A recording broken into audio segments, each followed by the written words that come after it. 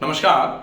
पाचन तंत्र की कमजोरी, खाना पच नहीं पा रहा है, शरीर में खाना लगता भी नहीं है, जिसकी वजह से आपका शरीर दिन प्रतिदिन कमजोर होता जा रहा है।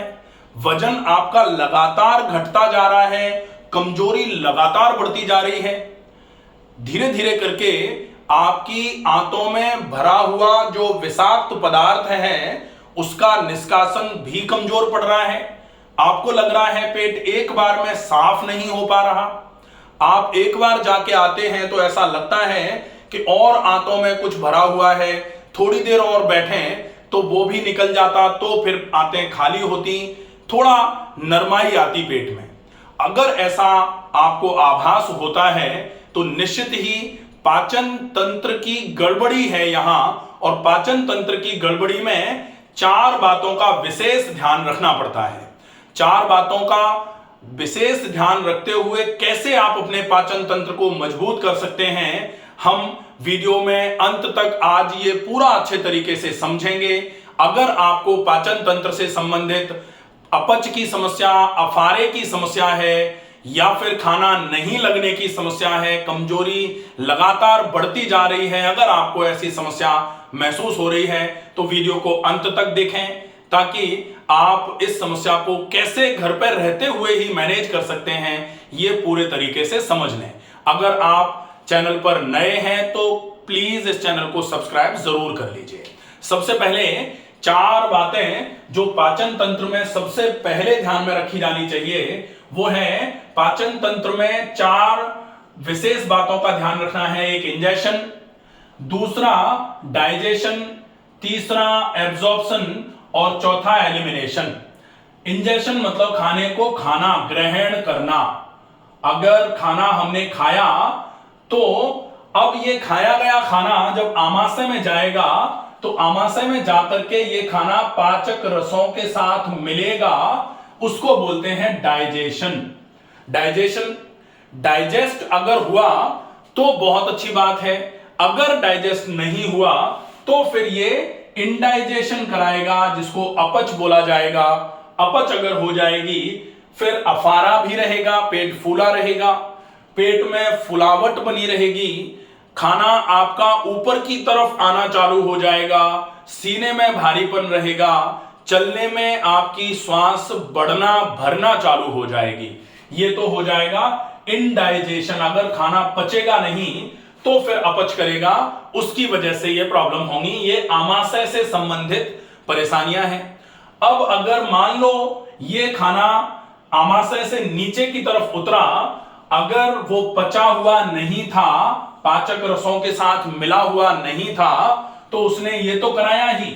अब वो जब आंत में आएगा तब क्या क्या कराएगा? सबसे पहले नंबर पर वो एब्जॉर्ब नहीं होगा तो फिर माल एब्जॉर्प्शन कराएगा। एब्जॉर्प्शन की कमी होगी, पोषक तत्व शरीर में लगेंगे नहीं, जिसकी वजह से शारीरिक कमजोरी बढ़ती जाएगी। और जब शरीर में पोषक तत्व आएंगे ही नहीं तो वजन भी धीरे धीरे करके घटता जाएगा। फिर अब अगर ये एब्जॉर्ब नहीं हुआ है तो अनएब्जॉर्ब्ड जो है, अनएब्जॉर्ब्ड मतलब बिना पचा हुआ, बिना शरीर में पोषक तत्वों के पहुंचाए हुए, जो बिना पोषक तत्व खिंचे हुए वाला खाना है, पूरे के पूरे पोषक तत्व अभी आंतों में ही भरे हुए हैं, ये खाना जब आंतों में रुकेगा तो फिर ये आंतों में आगे की तरफ बढ़ने से अपने आप को रोकता रहेगा, जिसकी वजह से नाभि के चारों तरफ आपको भारीपन लगेगा, छोटी आंत में धीरे धीरे करके सूजन आना चालू हो जाएगी, और आपका जो बीच वाला नाभि वाला हिस्सा है, बीच का पेट जिसको बोला जा सकता है, वो पूरा फूलना चालू हो जाएगा।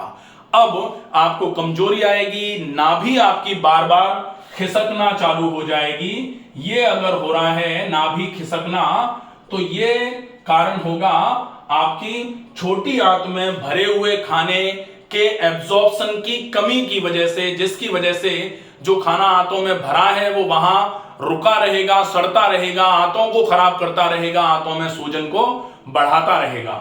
इसके बाद जब ये खाना जबरदस्ती नीचे की तरफ धकेला जाएगा, क्योंकि लगातार हम कुछ ना कुछ खाए जा रहे हैं, तो ऊपर से लगातार नीचे की तरफ प्रेशर पड़ता जा रहा है उस प्रेशर के चक्कर में जब ये खाना नीचे की तरफ धकेला जाएगा तो फिर ये आंत पर जाकर के, बड़ी आंत पर जाकर के रुकेगा।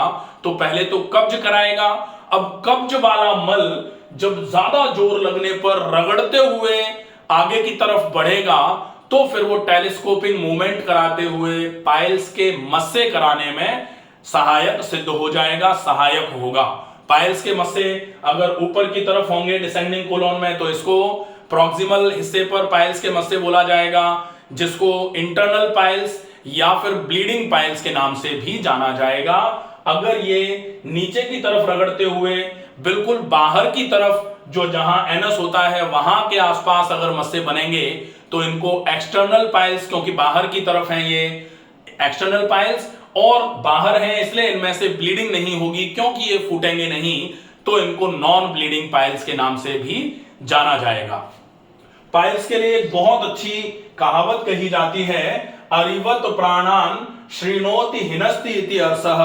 मतलब अर्श मतलब अरी के समान, अरी मतलब दुश्मन के समान जो किसी को कष्ट पहुंचाए, ऐसी बीमारी, ऐसा रोग जो रोगी को दुश्मन से भी ज्यादा कष्ट पहुंचाने का काम करे, उस रोग का नाम अर्श होता है, उसको पाइल्स बोला जाता है। ये कब होगा? जब पाचन तंत्र धीरे धीरे करके कमजोर होना चालू हो जाएगा। अब हम देखें कि इसको मैनेज कैसे करोगे आप। अगर इसको मैनेज करना है तो आपको सबसे ज्यादा ये तीनों से रिलेटेड जो बीमारियां हैं, यहां एक और डब्बा बना करके लिखेंगे, कब्ज और पाइल्स और हेमोरॉइड्स भी लिख सकते हैं, फिसर भी लिख सकते हैं। ये सारी की सारी बीमारियां इस वाले डब्बे में आ जाएंगी लैक ऑफ एलिमिनेशन के चक्कर में। ठीक है, अब डाइजेशन, एब्जॉर्प्शन और एलिमिनेशन, ये तीन चीजें जो थी, इन तीन चीजों के होने में सबसे ज्यादा सहायक जो होगा वो होगा पहला वाला, तो ये पार्ट जो डाइजेशन का है जिसको इंजेशन बोला जाता है। तो ठीक करने के लिए दो चीजों की आवश्यकता है। पहला है ए जो है वो है इंजेशन।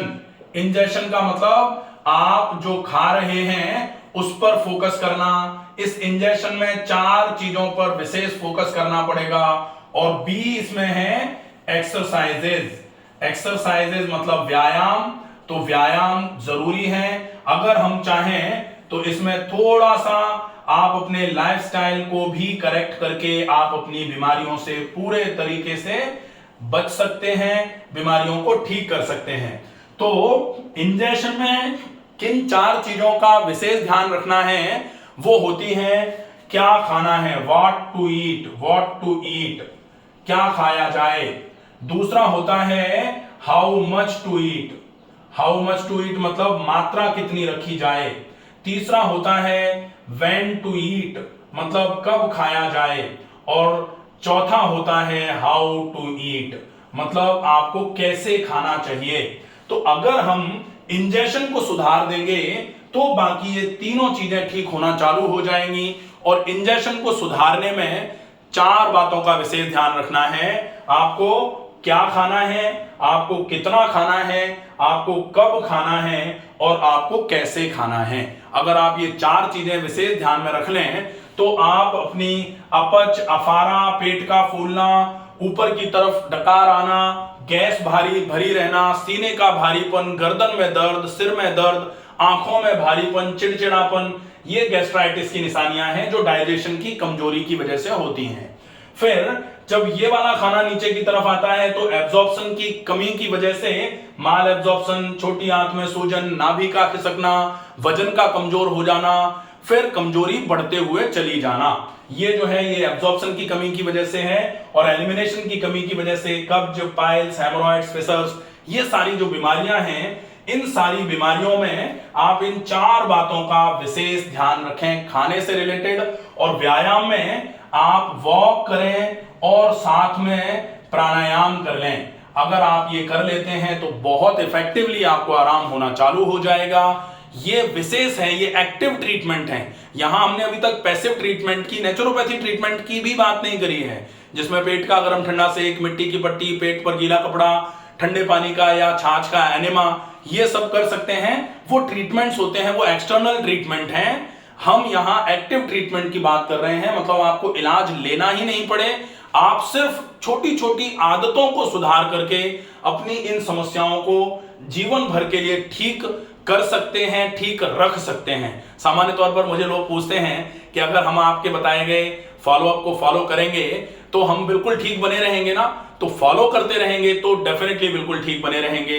जैसे आप अगर किसी भी बीमारी से हमेशा बचे रहना चाहते हैं तो उस बीमारी के अनुरूप आपकी जीवन शैली होनी चाहिए। आप बीमारी को ठीक कर लो, बीमारी ठीक होने के बाद दोबारा भी हो सकती है। जैसे जनरली लोग कहते हैं एच पाइलोरी का इन्फेक्शन एक बार ठीक होने के बाद क्या दोबारा हो जाता है?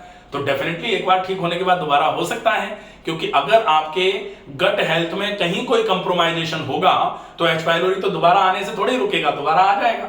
तो आपको ध्यान रखना पड़ेगा, एक बार अगर आपने एच पाइलोरी को ट्रीट कर दिया, खत्म कर दिया, जो कारण थे उन कारणों को समझ लिया, अब दोबारा वो कारण आपके शरीर में आप ना आने दें तो दोबारा एच पाइलोरी भी नहीं आएगा, नहीं तो दोबारा डेफिनेटली आएगा। इसका विशेष ध्यान रखना है।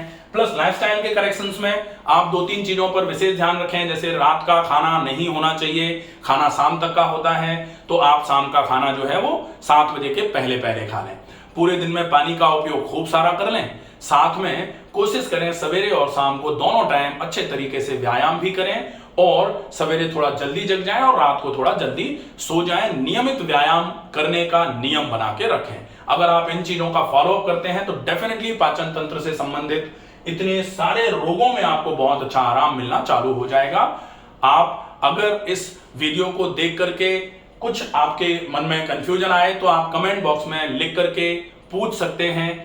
जो भी आपके कंफ्यूजन होंगे उनको कमेंट बॉक्स में ही रिप्लाई किया जाएगा। स्वस्थ रहिए, सुरक्षित रहिए।